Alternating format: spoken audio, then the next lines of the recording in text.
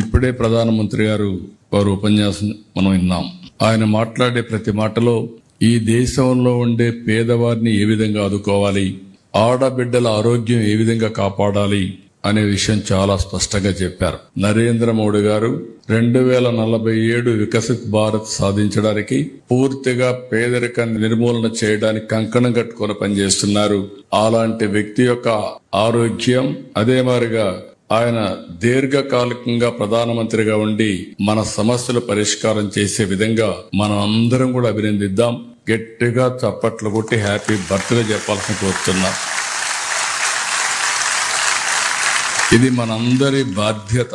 ఎందుకు నేను ఈ మాట వాడుతున్నానంటే, ఒక ఇంటికి సరైన నాయకుడు ఉంటే ఇల్లు బాగుపడుతుంది.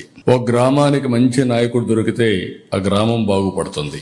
ఒక నియోజకవర్గంలో సమర్థవంతమైన ఎమ్మెల్యే ఉంటే నియోజకవర్గం బాగుపడుతుంది. అదే ఒక రాష్ట్రంలో ఒక మంచి వ్యక్తి ఉంటే ఆ రాష్ట్రం బాగుపడుతుంది. ఒక కంపెనీకి మంచి సమర్థవంతమైన వ్యక్తి ఉంటే ఆ కంపెనీ బాగుపడుతుంది. అందుకే నేను ఎప్పుడు చెప్పాను, సరైన సమయంలో సరైన ప్లేస్ లో సరైన నాయకుడు నరేంద్ర మోడీ గారు అని చెప్పి నేను చాలా స్పష్టంగా చెప్పాను.